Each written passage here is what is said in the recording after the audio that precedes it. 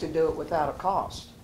Well, if the elevation where you had if that- it's not in a flood zone, they'll tell you it's not in a flood zone and not charge you anything. Yeah. But if it is in a flood zone, if it's in AE or wherever, they provide the elevation with the pictures and all of that stuff with the certificate. So, yeah. The price of that federal insurance is going up drastically. Is it? Mm. Because I think, don't they do that closer up to Lake Conroe? It's an automatic flood elevation? Because I can't remember what property it was. It was something maybe in Teeswood. Mm-hmm. And they were like, well, where's my flood elevation? And I was like, I have no idea. What do you mean flood elevation? And he's like, well, it's an automatic given here. And I was like, well, oh, I guess it was somebody buying down here that lived up there. And I was like, well, we don't have to do those here. Usually, somebody looking at a vendor's landing lot, maybe. the surveyor will call us if we're ordering a new survey, and we always say, no, don't automatically complete it, because there's an option when we order the survey, for, if it's in a flood zone, complete one. We never want to incur any expenses that aren't going to be our own, you know, so we always get written approval from lenders and buyers, and you, if you're, you know, involved in that process, to say, do you want a flood elevation? It's saying they think that it is in a flood. Do you want them to determine it for sure? And so nothing's done automatically, in my experience, Well, on I floods. guess that she asked, and I had never heard of it, and I was like, well, I wonder if they do them down here in Woodlands, but Yeah. I think it was for a vendor's landing lot. Okay. And I never heard of that in vendor's landing either, but I was like, Well, I tell you, anything, there is some flood zones anything, in there. anything in Vendor's Landing needs to have flood insurance, I anything. heard that it was underwater not before it was Vendors, that it was underwater at one point. Really? Not only was it Yes, I underwater, lived out there. but Lee Gary Allsworth, who's a judge, or was a judge, he's retired, he has a hunting lease out there, and he's seen it, the water up to the top of the trees. Yeah, that's what I had heard. It's I was moving in What when year they was called that? it You out. mean down towards a creek? Down towards a creek, I could see. He has seen that whole land in water. And then Under further water. further to the right of Vendor's Landing, or further down to the end of where Riley Puzzle ends, that land, I've seen it, because nobody could go to Vendor's Creekside Landing. Village because Yeah. the whole road was flooded. But now Toll Brothers is gonna build, and I don't know how they're gonna do it, but somehow they're gonna build something in there. Trust me, you can Most do of them, small. all of them are, most of them are gonna build. Maria's seen it. But I wouldn't buy there. Oh, And I don't sell there. Okay, number 7 is payoff lenders. 8 times out of 10 times, we get a payoff, no problems. Sometimes, and this is excluding factors of short sales where they're behind on their mortgage, or even if they're behind but it's not going to be a short sale. Payoff lenders sometimes like to hold payoffs hostage, and we have to get sellers on the phone, do conference calls, and all kinds of stuff. There's a couple companies out there that are famous for it. Nation Star is one of them. If you ever have a seller that has Nation Star payoff, it's an act of Congress to get a payoff out of them. And I don't understand why. I don't understand what the benefit is. I don't think that they're just trying to, you know, protect the consumer's privacy. I don't think it's that. I think that they just, I don't know. They want to keep charging interest or something. They want to do what now? The payoff statement. You know, we order a payoff statement in Wells Fargo and Compass and, you know, all of these companies, they just crank them out. You know, we call the 800 number, it's automated, or we have an online system for it. But there are some companies out there that require you to fax a payoff with authorization. And so we take care of that, and it's 5 to 10 days that it takes to get a payoff versus, you know, 10 seconds on the phone. And so we go through that every day, you know, no big deal. Is USAA one? We don't have a lot of USAA payoffs, but I don't think so. I think, memory serves me correctly, they want the seller to request. Yeah, They that's wouldn't give happening you any more and information. more. The buyer and the seller have to give it Right. to you. Well, and it may be with the CFPB stuff coming down with the Consumer Financial Bureau that we're going to have more sellers needing to get involved in payoff process to make sure if it's the lender wanting to protect the privacy and they want to make sure that, you know, someone's not trying to commit fraud by getting access to their account, then, you know, we may have more conference calls that we need to get sellers involved to order payoff statements or receive them. So it just kind of goes back to, if we have the information ahead of time, we can start the process a lot faster, you know, if we can get into communication with the sellers and get all their information, then it's a much happier, successful. Whoever we're representing, to tell them that when the title company calls you, it's extremely important if you want this to close on time to get back to them and take care of it. That's right. Sick 'em. Okay, survey encroachments, legal description conflicts. You know, this I think we get a little systemized, and okay, we got the survey, check it off our list, but we go through an approval process to make sure that the survey is approved and that it is, you know, the legal description is correct and that there's no encroachments, and, you know, and Nobody's drawn in a pool. nobody drew in a pool, you know. Tip number one, if you ever have an existing survey and there are trees and Chase lounges written around your pool, the contractor did that, not the surveyor. There's never landscaping or Chase lounges around your pool if the surveyor did it, okay? The other thing is, if you ever see any stamps from the RDRC where it was like an approval process, chances are that's clues for us. Chances are there was some kind of change made. You know, they did some kind of an improvement, which may or may not be reflected in your survey. I got a question to ask you about a survey. Say they built a deck on the back, a wooden deck. Can they use the old survey? We go through a process for that, but in most cases, yes. And what we ask you to do is have the seller draw in an approximate location, or the location on the survey, and with dimensions on the T47 and on the survey, and it's an extra copy of the survey, not the actual survey. And so you make this Exhibit A, and you draw it all in, and then you have the true valid survey, and you write the notes and the exceptions, nothing changed except, and you write in, you know, that a 10 by 10 wooden deck was added, you know, right behind the house, attached to the house or whatever. Because it can be removed. Exactly. Easily, so it's not a big. And really what we're looking for is there any chance that it can encroach into the utility easements? Yeah. And if it encroaches into the utility easements, then we need a new survey. We need to make sure that That's it's, good to know. yeah. Yeah. So not always. Sometimes we think we can get it approved, and then it turns out, you know, because of what it's made of or whatever, we can't get it approved, or it's too close to the easement, something like that. But we do try to get them approved, and it's a risk. You know, the buyers just need to know that they're, you know, if they feel comfortable with it and we're okay with it, then it's good. But it's a risk like anything else. What if? So if there's a concrete thing that goes over past the building line or the easement back in the back, We usually take exception to it. Okay. And in some cases, you need to get approval or variance approvals from the utility companies. And we have a company that we've worked with over the years. I think their name is Able Permits.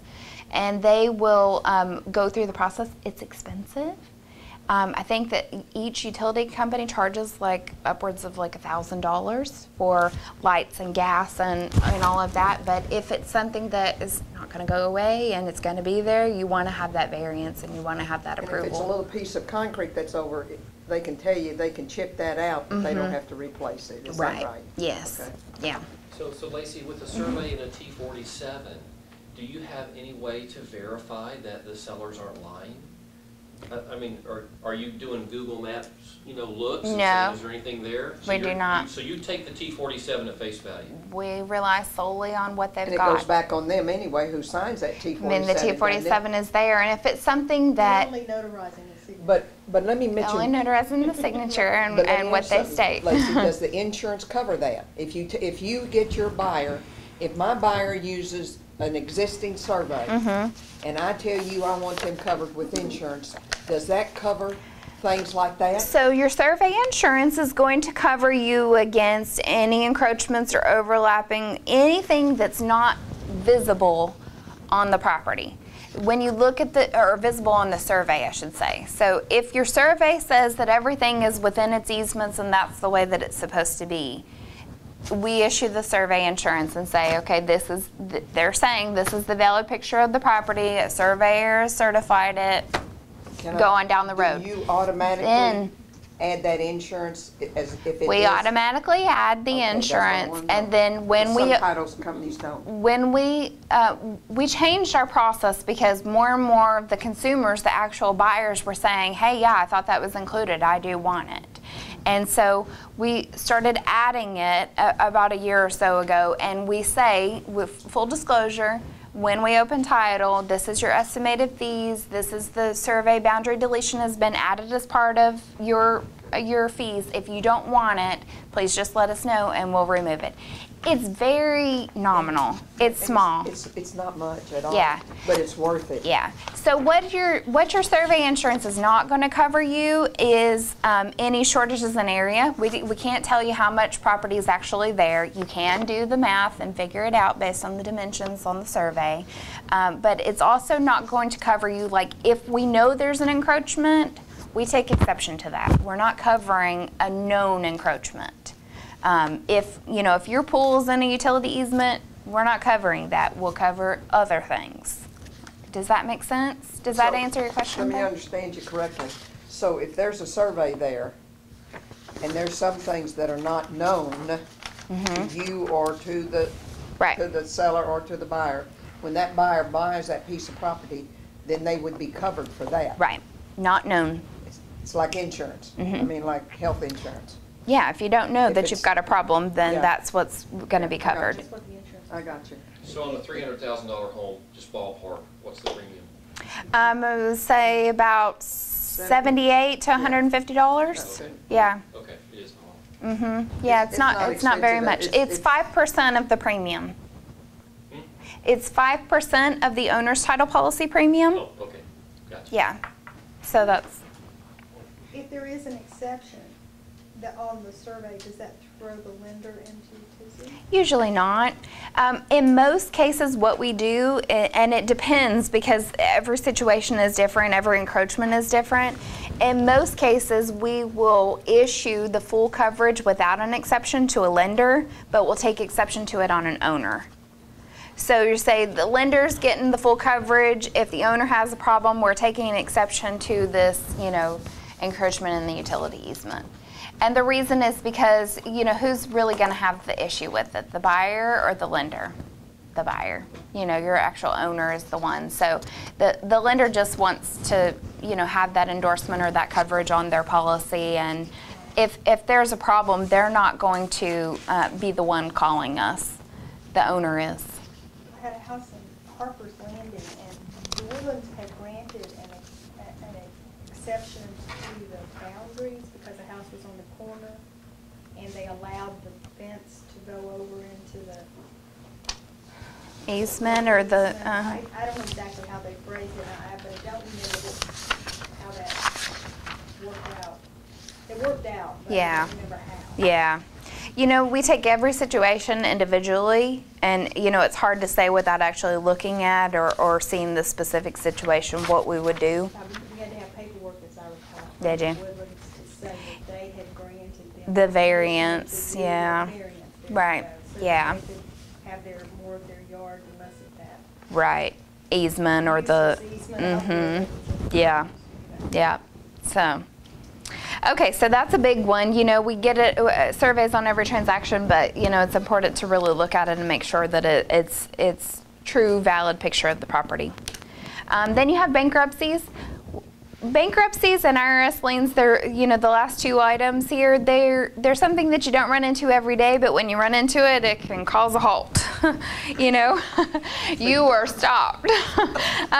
Bankruptcies, you just need to get the bankruptcy approval from the courts and from the judge who's actually assigned to the case to sell the property. And usually the funds or the proceeds from the sale of the property go to the courts, or they go to a specific debt that the bankruptcy court decides on. So you know, it's one of those full disclosures. If you can get your sellers to tell you everything, you want them to tell you everything, you know, and it's important just to tell them, if you tell me everything, I'm a professional, I'm not going to look at you differently. If you tell me that you're in bankruptcy or that you've, you know, going through this process, is just, it will help you in the long run if we get started on it right away, because there's a process to get bankruptcy approvals, and you have to submit your settlement statement, and you have to submit a bunch of stuff to the court to decide on approval or no approval. So, and it can cancel your closing. And IRS liens, the same thing. You know, it's weird because we usually run into IRS liens in combination with someone who's passed away, and it's, you know, they passed away and the husband passed away and the wife knew nothing about it, and there's... You did that one for me. Remember? Yes, I do. It's a specific case that I'm thinking about, you know. Yeah. So, you know, yeah, some people live inside a true bubble, inside of our own Woodlands bubble, you know, and they don't know anything that's going on. The moral to that, know? ladies, is know everything your husband's doing. Know everything. Except running around.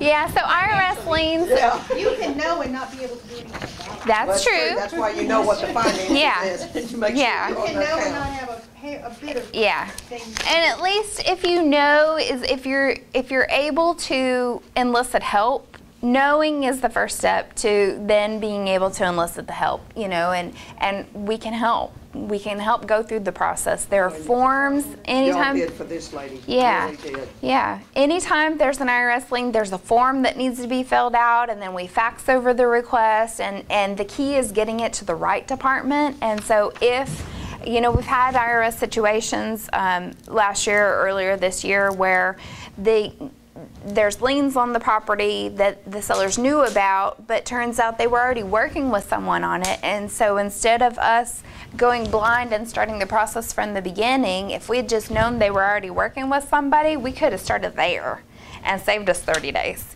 you know? So on this closing that you guys had, and she didn't know about the IRS lien, were you able, how did they clear it? Did she have to pay the proceeds? No, it didn't to- clear it, because it was 182, no, it was 282,000, and she was only getting 106,000 out Yeah. of the house. So what did they do? So what they do is They a take partial all that release. money. They took all the money. They take the Except for the money, they closing do a costs. partial release to allow the property to be sold. Yeah. Yeah.